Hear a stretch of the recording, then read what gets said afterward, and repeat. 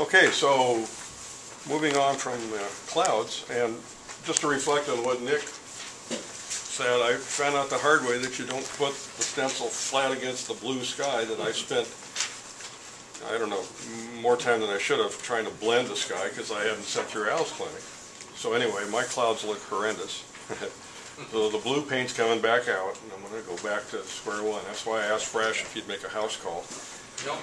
See? He loves you. Contrary son of a gun.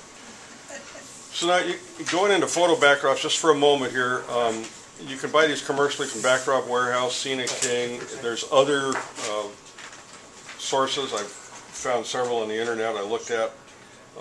These are photo murals that you can apply just like wallpaper, and some of them are quite long. I mean, you can get 8, 10, 12-foot long ones if that's what you're after. Or you can make your own and take a bunch of photographs in a panoramic fashion, click, move over, click, and so forth, and load them into your computer, and then use a software program such as Photoshop Elements or others. You don't have to have the full-blown Photoshop, which is pretty pricey. And you can stitch them together end to end and correct for the parallax and all that, the words I don't understand, but make it look the way it should. And then take it down to a Kinko's and have them print it for you, or a commercial print shop. Costco's does it too. Costco's will do it for you. And if you want to get into photo backdrops, I mean, it's not that hard to do. It's really not that hard to do. I'm going to show you a few pictures of photo backdrops. This is Dale Kurtzer's layout in Port Orchard, and the layout stops right about in there. And then that's all photo mural. Photo mural that he created himself, I believe. More of the same. Again, you know, he's got some trees there. You can see some fascia over here, and this is an island out here, but some foreground trees. But then the background, it really gives some depth.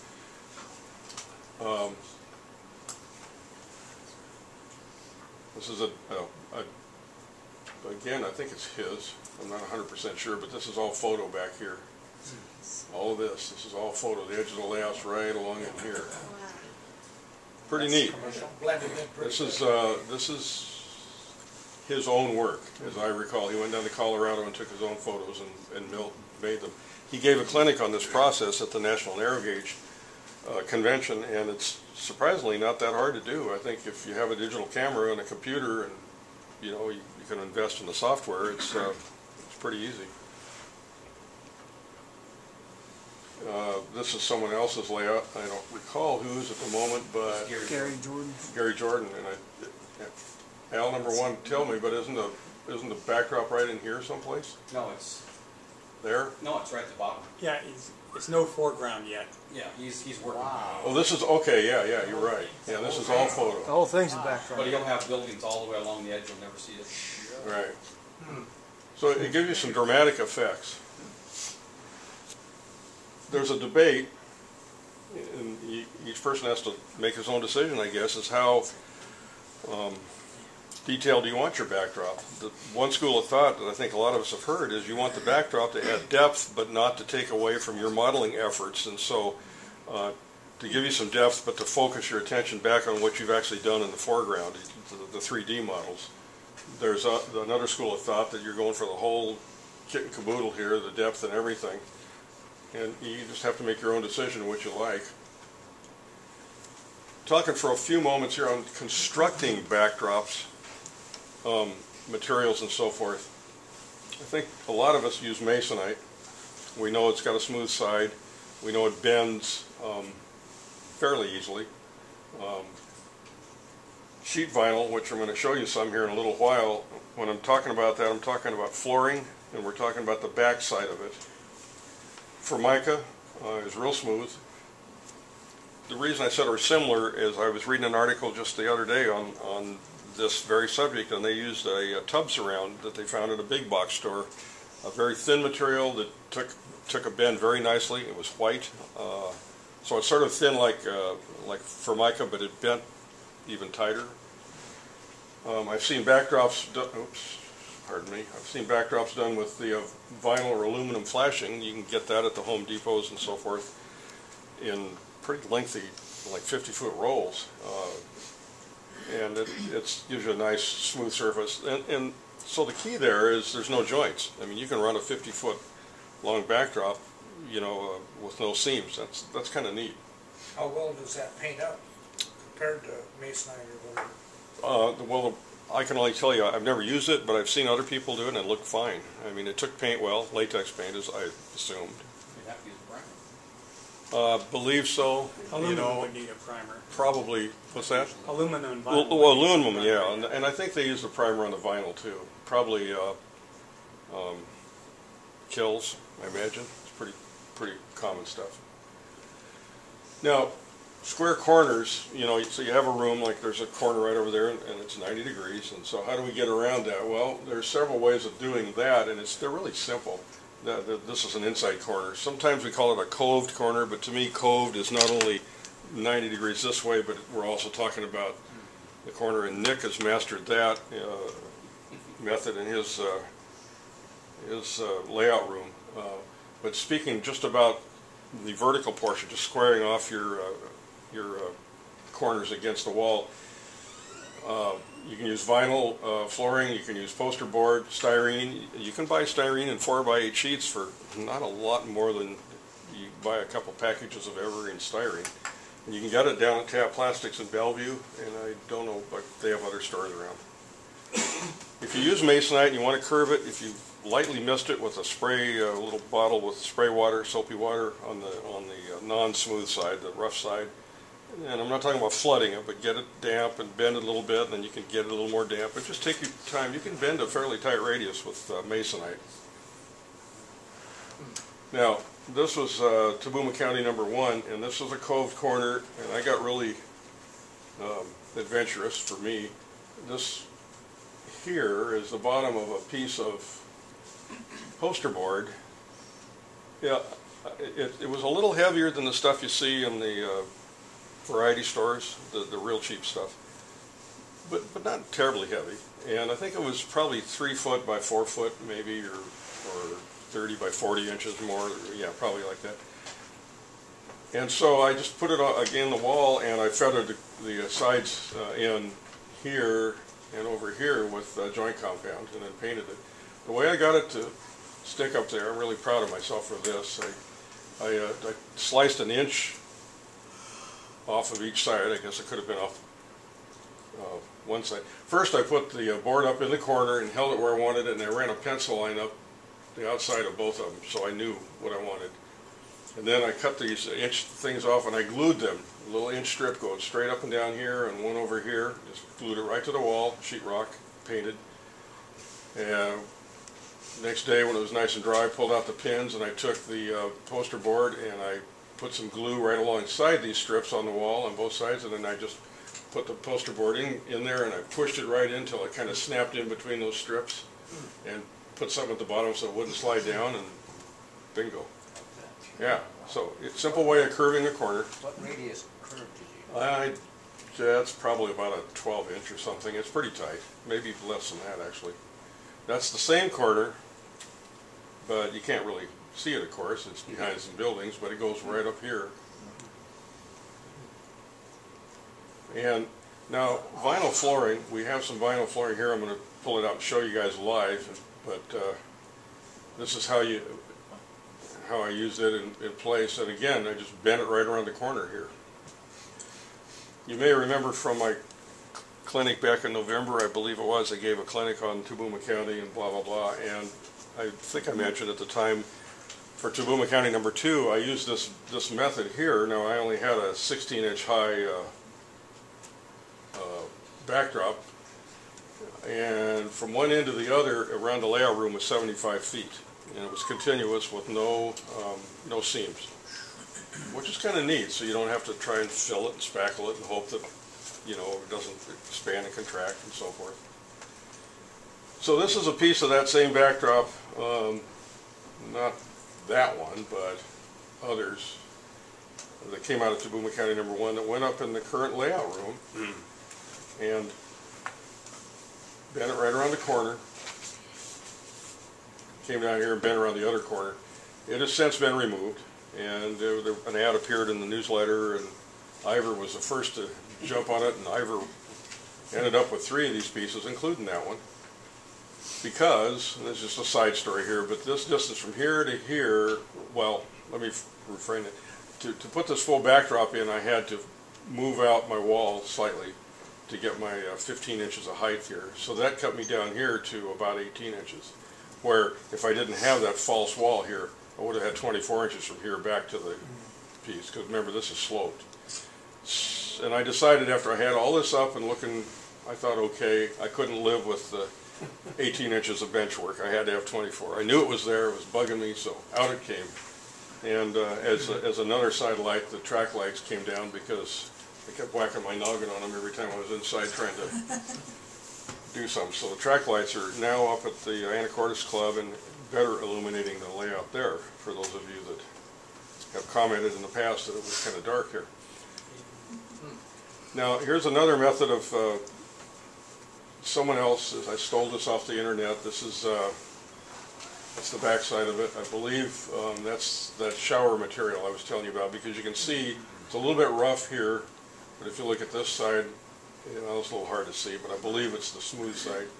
So it came in, I think, 4x8 sheets, and he put it up. Now he's going to deal with seams and so forth, but it bends real nicely, right around a nice tight curve. Just used some latex adhesive and glued it right in place.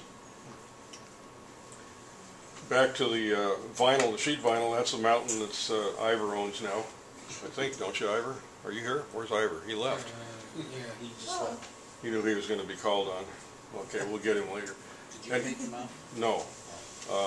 Jerry Kelso painted almost all this backdrop. But the reason I've got this picture here, kids, is that's a curved corner.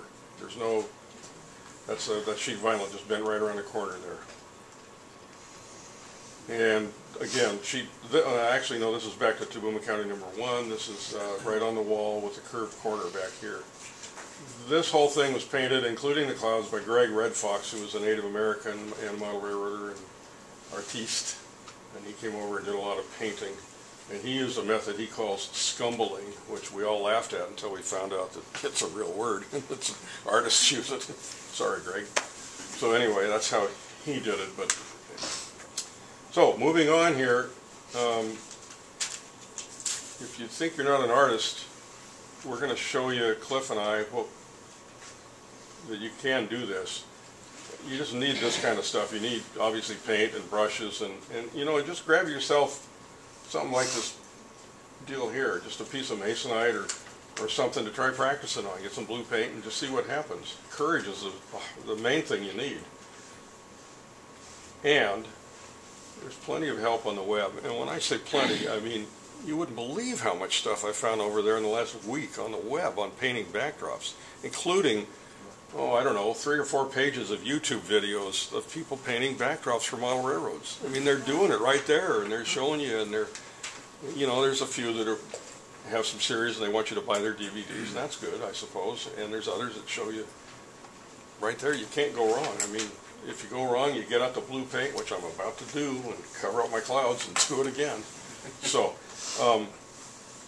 we're going to get into that in just a moment. I just wanted to tell you there's a book called Backdrops for Your Model Railroad by Mike Danneman. I've got a copy if you guys want to look at it. It's a pretty good book. Daryl Huffman has a whole series of videos. You can Google him, Daryl Huffman videos or DVDs, and he lives over now in Idaho and produces a really good set of instructional scenery DVDs, and then of course the YouTube videos. Having an example helps. So if you're going to paint something, I mean, let's go back to, let's take weathering a car, for example. You think, okay, here's this boxcar. I'm going to weather this thing. And your mind is thinking, all right, what about all those boxcars I've seen over the years? And, you know, you got all these images in your head, but yet you do this boxcar and it's like, well, okay. If you have a picture of that boxcar, and if you look on the web, you'll see examples of this, it makes it so much easier. Well, the same thing is true here. This fellow painted this backdrop. Well, fellow, I don't know, maybe it's a gal, but they painted this based on this photograph. Taped up there, had something to kind of go by.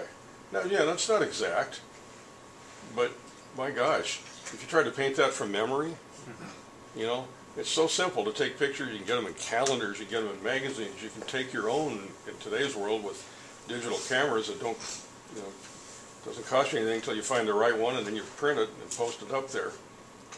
So here's another example. This person painted all of this based on what he saw here, or she. Looks pretty darn convincing to me. Clouds are a little different, but the rock formations, the striations in the rocks, just started here cutting in the treed hillside that you see here. How big is that photograph? Is that 11 by 17? I don't know. I just took it off the internet, but I'm guessing 8.5 by 11. Pretty typical, standard stuff.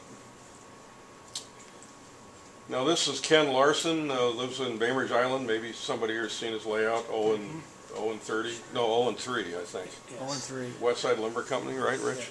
Yeah. And so Ken is noted for his trees. I mean, this tree here took him a few hours to build than this one. But then he painted this backdrop, and I mean, look at the depth it gives. A comment I think Nick mentioned earlier, it looks a little misty back here. You know, you can just fog some light white over it, just enough to kind of push it in the background and take your eye, you know it's there, but you're still kind of concentrating on these front trees, and it just makes it look like that forest really goes way back in there. Beautiful work.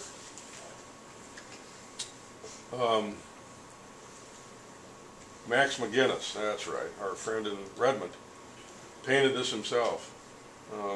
His layout room is probably 6 by 8, I guess. Maybe it's 8 by 10. You think it's that big? Real small. But anyway, he did all that himself. It's New Zealand countryside. Not that it matters. Planning ahead is really important. You know, if you know where your backdrop's going to be, as you're building your bench work, you can be thinking about, well, how am I going to do my backdrop? How am I going to frame it? How am I going to get the material up? And can I have access to it, you know, to paint before I get too much stuff in the way? You know, you can curve the corners at that time. Leaning over a completed layout's not a lot of fun, especially some of us that have a little bit of extra padding here. I mean, sure, it's nice to bounce in the layout, but you're also crushing stuff. If you don't have anything there, you can get right to the wall, and here's what I'm talking about. Now, it's a terrible photograph, pardon that, but I stole it off the internet. It was free. This person, I don't know, I thought it was a lady, now I'm not so sure, but I think so, walks right up to the wall because they know the bench work will be this high and they can come right up here and paint. So you see, good access is important. Not so good access. Now, does anybody here recognize this person? Yeah. Yeah, Ivor, Kurt, they know. This is our friend Cliff from the club. And Cliff just had to mess around with the backdrop. So he put up this foam to protect the layout and the track, and he got up there and he mentioned something about that was his best side. I don't know. And paint foam dents. This is one thing I noticed on the internet. I just threw the slide in because it was easy to steal the picture. Fadeless paper. I mean, I'd never heard of such a thing, but it was under my Google search for model railroad backdrops. Honest to gosh, about the 4th page down. And so I clicked on this. This is just that picture, but you get to this website, and they've got a huge variety of colors of paper. And I think this is a 50-foot roll by, I believe, 30 inches. It's flat. It's it won't fade. I mean, there's, you know, instant sky backdrop. There you go. I mean, if you can't do that, then maybe you're in the wrong hobby. Sorry, that was probably overkill. I had to end with the painted stuff with this picture. This is one that I did yesterday. No. And then on the 7th day, you rested. Yeah. And the 8th and the 9th and the 10th. There's a fella in someplace, Nebraska, I believe, named Tim Kirkhow that has a railroad. That he's documented it on one of the forums I subscribed to and watched this develop over a number of years. And he had a friend that's a admitted professional artist painting his backdrop, and this one picture has repeated itself many times. I should picture it's painting. It's all painted. It's gorgeous. Okay, well, Cliff and I are going to show you how to do some real painting here, and this is what I used on Toowoomba County number 2, except it was 75 feet long at the point we had to cut it to pieces to take it out of there. But strictly sheet vinyl on the back side. So the front side has got the pattern, okay? You can walk on in your kitchen, right in there. The back side's smooth, and I'll take this for a second, Doug. If you notice, you just come right around your corner. Look how tight you can go in your radius. And there's no right angle corner like you see back there. Okay. So at this time, it was just strictly blue paint for a backdrop, and then away we went. Actually, Jerry Kelso did this painting. I fixed it. He used the little folk art and those type of paints. That's all they ever used. And you notice What the kind of paint? folk art, ceramic coat, yeah. those Oh, craft little- paints, $1. 99 cents? Yeah, whatever. You buy one sale. So. Those. Okay, roll that one up. And here's, you have another piece. Down goes back to sleep. Again, some distant hills. Painted just some dark, kind of grayish blue color. Closer hills, we got some green with a little trees, and then just a forest along here. Did you fog that right where your hand is on that No. mountain? That's just the color of the... This was just what came off his, actually, I think I did this part. And the little bird covered up a splotch on the, where the paint inadvertently left a boo-boo. All right, thanks.